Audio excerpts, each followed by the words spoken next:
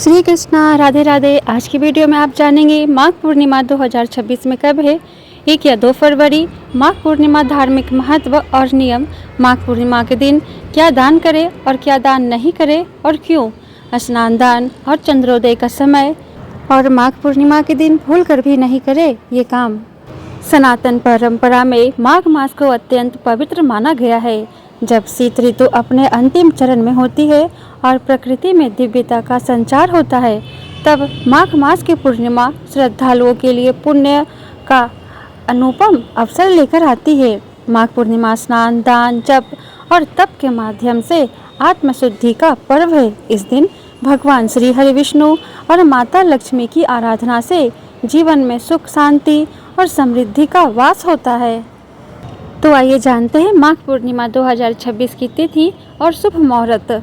वैदिक पंचांग के अनुसार माघ पूर्णिमा की तिथि का आरंभ 1 फरवरी 2026 को प्रातः 5:52 से होगा, जबकि इसका समापन 2 फरवरी 2026 को रात्रि 3:38 पर होगा। उदया तिथि के अनुसार माघ पूर्णिमा 1 फरवरी 2026 रविवार को मनाई जाएगी।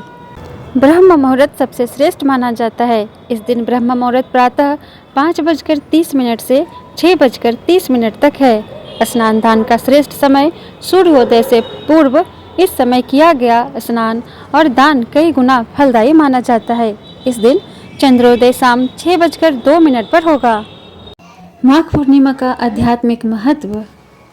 माघ पूर्णिमा का महत्व इसलिए भी विशेष है क्योंकि यह माघ मास का अंतिम दिन होता है, जो माह का सर्वाधिक पुण्यदायी दिन माना गया है। शास्त्रों के अनुसार माघ मास में किए गए स्नान, दान और जप का फल सामान्य दिनों की अपेक्षा कई गुना अधिक होता है। मान्यता है कि इस दिन पवित्र नदियों में स्नान करने से जन्म जन्मांतर के पाप नष्ट हो जाते हैं और साधक को मोक्ष की दिशा में अग्रसर होने का अवसर प्राप्त होता है। विशेष रूप से प्रयागराज में त्रिवेणी संगम में माघ पूर्णिमा का स्नान अच्छे पुण्य प्रदान करता है। ऐसा कहा जाता है कि इस दिन देवता भी पृथ्वी पर आकर मनुष्य रूप में संगम में स्नान करते हैं, जिससे इस तिथि की महिमा और बढ़ जाती है। माघ पूर्णिमा के दिन माघ स्नान और कल्पवास का भी समापन होता है, जो साधकों के लिए अत्यंत भावुक और आध्यात्मिक क्षण होता है। माघ पूर्णिमा के नियम। माघ पूर्णिमा के दिन कुछ विशेष नियमों का पालन करने से पूजा और उपवास का पूर्ण फल प्राप्त होता है। प्रातः ब्रह्म मुहूर्त में उठकर पवित्र नदी या घर पर स्नान करें। स्नान के बाद सूर्य देव को जल अर्पित कर प्रार्थना करें। भगवान विष्णु और माता लक्ष्मी की विधि पूर्वक पूजा करें।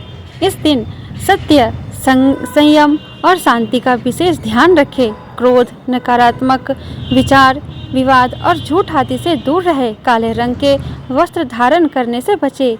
घर और पूजा स्थल में स्वच्छता रखें। माघ पूर्णिमा के दिन क्या दान करें और क्या दान नहीं करें और क्यों। माघ पूर्णिमा पर अन्न, तिल, वस्त्र, गुड़, घी, दूध और श्रृंगार की वस्तुएं दान करना शुभ होता है, जो धन, सुख और आरोग्य दिलाता है। जबकि लोहे की वस्तुएं, चांदी, नमक और झाड़ू जैसी चीज़ें दान नहीं करनी चाहिए, क्योंकि इन्हें अशुभ माना जाता है और ये दरिद्रता या परेशानियां ला सकती है। अन्न दान करने से धन धान्य की कमी दूर होती है और भंडार भरे रहते हैं।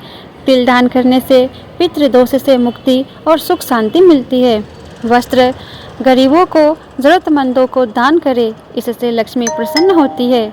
गुड़ दान करने से करियर की बाधाएं दूर होता है और आर्थिक खुशहाली आती है।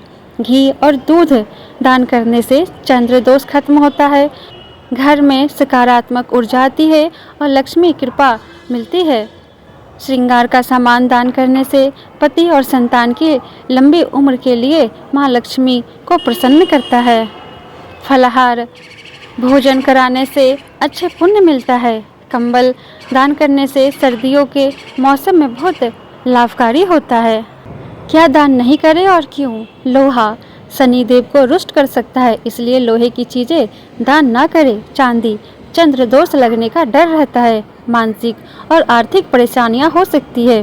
कुछ मान्यताओं के अनुसार नमक घर की बरकत रुक सकती है और दरिद्रता आ सकती है, इसलिए दान ना करें। नुकीली वस्तुएं जैसे चाकू, सुई, कैंची गृह क्लेश बढ़ता है। झाड़ू घर से लक्ष्मी के चले जाने का कारण बन सकती है, इसलिए इन चीज़ों का दान नहीं करना चाहिए।